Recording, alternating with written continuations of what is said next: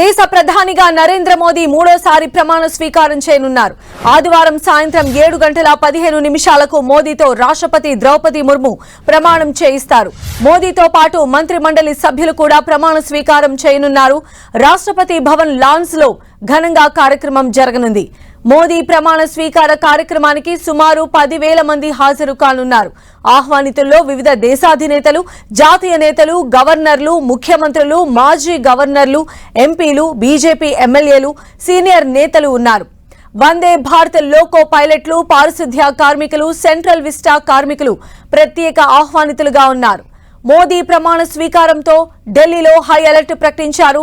9, 10వ తేదీల్లో central Delhi no fly zone గా ఉండనుంది. లీలా, తాజ్, ఐటీసీ, మౌర్య, క్లాడ్జిజ్, ఒబెరాయ్ హోటళ్ల వద్ద భారీ భద్రత ఏర్పాటు చేశారు. రాష్ట్రపతి భవన్ వద్ద 2,500 మంది పోలీసులు సహా 5 కంపెనీల పారామిలిటరీ బలగాలు మోహరించారు. భద్రతా ఏర్పాట్లలో ఎన్ఎస్జీ కమాండోలు, స్నైపర్స్ నిమగ్నమయ్యారు. మోదీ ప్రమాణ స్వీకార కార్యక్రమానికి వివిధ దేశాధినేతలు హాజరు కానున్నారు. శ్రీలంక అధ్యక్షుడు రనిల్ విక్రమసింఘే, మాల్దీవ్స్ అధ్యక్షుడు Mohamed Muizzu, Seychelles vice president Ahmed Afif, Bangladesh ప్రధానమంత్రి షేక్ హసీనా, మారిషస్ ప్రధానమంత్రి ప్రవింద్ కుమార్ జుగ్నాథ్ తో పాటు నేపాల్ ప్రధానమంత్రి పుష్పకమల్ దహాల్ ప్రచండ, భూటాన్ ప్రధాని షేరింగ్ టోబ్గే హాజరవుతారు. మోదీ ప్రమాణ స్వీకారానికి సంబంధించి అట్టహాసంగా ఏర్పాట్లయితే కొనసాగుతూ ఉన్నాయి. మరిన్ని అప్డేట్స్ కూడా తెలుసుకుందాం. మా ప్రతినిధి గోపి మనకు అందుబాటులో ఉన్నారు. గోపి,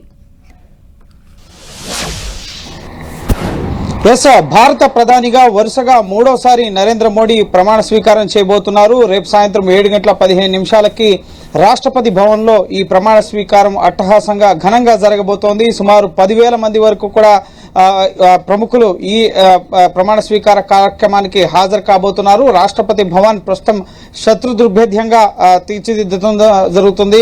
ముఖ్యంగా ప్రమాణ స్వీకారానికి కార్యక్రమానికి కావాల్సిన అన్ని ఏర్పాట్లు కూడా ప్రస్తుతం రాష్ట్రపతి భవన్ లో జరుగుతున్నాయి. ప్రస్తుతం నేను రైజినా హిల్స్ ఎక్కడైతే రాష్ట్రపతి భవన్ కి నార్త్ బ్లాక్, సౌత్ బ్లాక్ వద్ద ముఖ్యంగా పోలీసు భద్రతా బందోబస్తు ఇప్పటికే పోలీసులు పూర్తిగా ఈ ప్రాంగణాన్ని తమ ఆధీనంలోకి తీసుకున్నారు. రాష్ట్రపతి భవన్ పైన నో ఫ్లై జోన్, అలాగే ముఖ్యంగా అన్మాన్డ్ ఏరియల్ వెహికల్స్ ఏవి కూడా తిరగడానికి ఇక్కడ అనుమతి లేదు. సుమారు 2,500 మంది పోలీసులు ముఖ్యంగా రాష్ట్రపతి భవన్ చుట్టుపక్కల ప్రస్తుతం పహారాన్ని నిర్వహిస్తున్న పరిస్థితి. 5 పారామిలిటరీ కంపెనీలు కూడా రేపటి ప్రమాణ స్వీకార కార్యక్రమానికి భద్రతను కల్పించబోతున్నారు. ఈసారి వరుసగా మూడోసారి కేంద్రంలో ఎన్డీఏ ప్రభుత్వం ఏర్పడుతుంది. 1962 తర్వాత ముఖ్యంగా జవహర్ లాల్ నెహ్రూ వరుసగా 3 సార్లు ప్రధానిగా ప్రమాణ స్వీకారం చేశారు. ఆ తర్వాత ఇన్నేళ్ల తర్వాత వరుసగా ఒకే వ్యక్తి ముఖ్యంగా 3 సార్లు భారతదేశానికి ప్రధాని అవ్వడం ఇదే తొలిసారి. సో నరేంద్ర మోడీని ప్రమాణ స్వీకార కార్యక్రమానికి సంబంధించి బీజేపీ అన్ని రకాల ఏర్పాట్లు చేయడం జరిగింది. ఈ రోజు అన్ని రాష్ట్రాల అధ్యక్షులతో బీజేపీ కేంద్ర కార్యాలయంలో ఒక కీలక సమావేశం జరిగింది. జిల్లా అధ్యక్షుల వరకు కూడా కీలక నేతలందరినీ కూడా మోడీ ప్రమాణ స్వీకార కార్యక్రమానికి ఆహ్వానించాలని చెప్పి నిర్ణయించడం జరిగింది.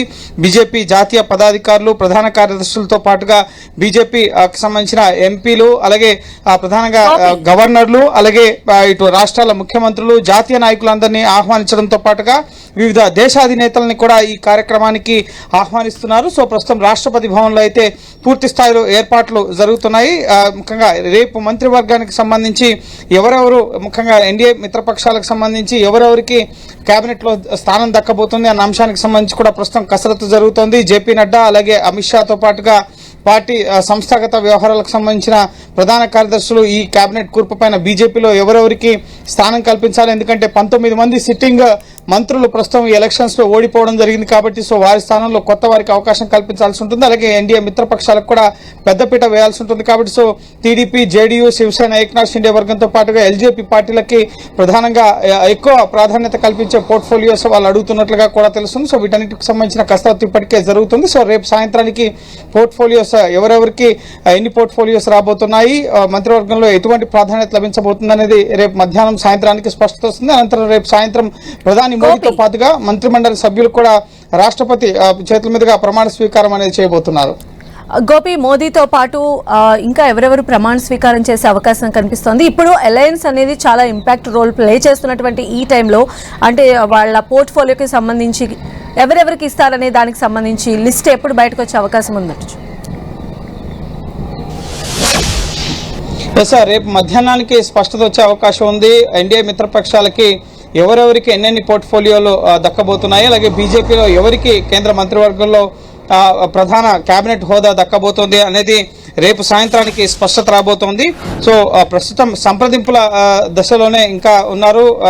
ఇటు ఏపీలో ఇటు రామోజీరావు మరణంతో టీడీపీ అధినేత చంద్రబాబు, టీడీపీ ఎంపీలంతా కూడా హైదరాబాద్ రావడం జరిగింది. సో ఫోన్ ద్వారా అయినా సరే ఇప్పటికే నిన్న రాజ్నాథ్ సింగ్ అలాగే జేపీ నడ్డా, అమిత్ షాని చంద్రబాబు కలిశారు. సో కేబినెట్ లో ప్రాధాన్యత అంశాలకు సంబంధించి వారేం కోరుకుంటున్నారు అన్న విషయాల్ని బీజేపీ జాతీయ నాయకత్వానికి తెలియపరచడం జరిగింది. సో ఇంకా చర్చలు జరుగుతున్నాయి. సో రేపు మధ్యాహ్నం సాయంత్రానికి ముఖ్యంగా కేబినెట్ కార్యదర్శి నుంచి ఫోన్ రావడం జరుగుతుంది. రాష్ట్రపతి భవన్లో ప్రమాణ స్వీకారానికి మీరు రావాల్సి ఉంటుంది అని చెప్పి వాళ్ళకి ఫోన్ చేయడం జరుగుతుంది. సో ఎంపీలకి సో ఫోన్ కాల్స్ వచ్చిన ఎంపీలు హుటాహుటిన ముఖ్యంగా రేపు సాయంత్రం ప్రమాణ స్వీకార కార్యక్రమానికి సిద్ధం కావాల్సి ఉంటుంది. ప్రధాని మోడీతో పాటుగా సుమారు 20 మంది వరకు కూడా మంత్రులు ప్రమాణ స్వీకారం చేసే అవకాశం కనిపిస్తోంది.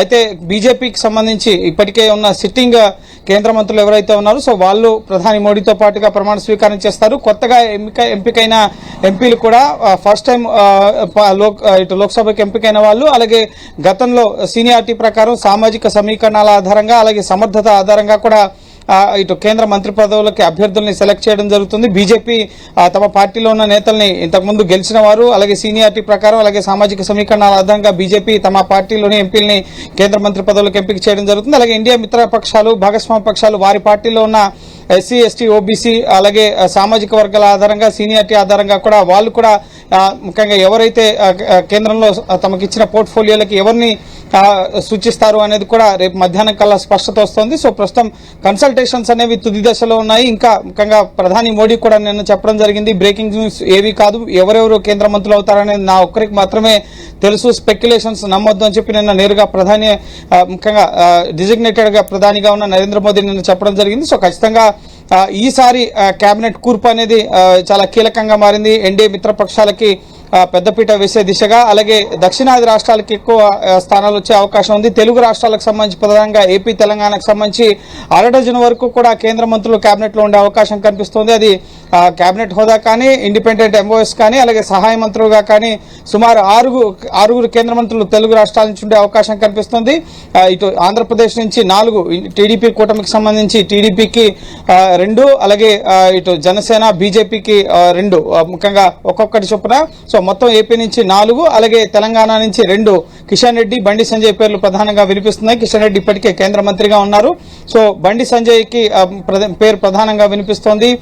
సో ఖచ్చితంగా మొత్తం 6 స్థానాల వరకు కూడా చోటు దక్కే అవకాశం కనిపిస్తుంది. సో ఎటువంటి కీలక పోర్ట్ఫోలియోలు ఇస్తారు అన్నదే ఇక్కడ ప్రధాన అంశం. ఎందుకంటే ఏపీ, తెలంగాణ ఈ 2 రాష్ట్రాల నుంచి కలిపి సుమారు ముఖ్యంగా 28, 29 స్థానాలు, ముఖ్యంగా తెలంగాణలో ఇటు 26 స్థానాలు, తెలంగాణలో 8, అలాగే ఆంధ్రప్రదేశ్లో ఇటు టీడీపీ కూటమితో కలిపి ఇటు టీడీపీకి 16, అలాగే జనసేనకు 2, ఇటు బీజేపీకి 3. సో మొత్తం ఏపీలో 21, తెలంగాణలో 8. సో మొత్తం 29 స్థానాలు ఇటు ఏపీ, తెలంగాణ నుంచే ఉన్నాయి. కాబట్టి సో 6 కేంద్ర కేబినెట్ పదవులు, ముఖ్యంగా ఇండిపెండెంట్ ఛార్జ్ కానీ, కేబినెట్ హోదా కానీ, సహాయ మంత్రులు కానీ ఇచ్చే అవకాశం ఖచ్చితంగా కనిపిస్తోంది. సో ఎవరెవరు పేర్లు ఉంటాయనేది ఇటు తెలుగు రాష్ట్రాలకు సంబంధించిన ఎంపీలు కూడా ఎంతో ఉత్కంఠగా ఎదురు చూస్తున్న పరిస్థితి. సో రేపు మధ్యాహ్నం వరకు కూడా స్పష్టత వచ్చే అవకాశం ఉంది. అనంతరం రేపు సాయంత్రం ప్రధాని మోడీతో పాటుగా కేంద్ర మంత్రిమండలిలోని సభ్యులు కూడా ప్రమాణ స్వీకారం చేయబోతున్నారు. సో ప్రస్తుతం ఢిల్లీలో అయితే సెంట్రల్ ఢిల్లీలో హై అలర్ట్ నెలకొంది. సో ప్రమాణ స్వీకారం కార్యక్రమ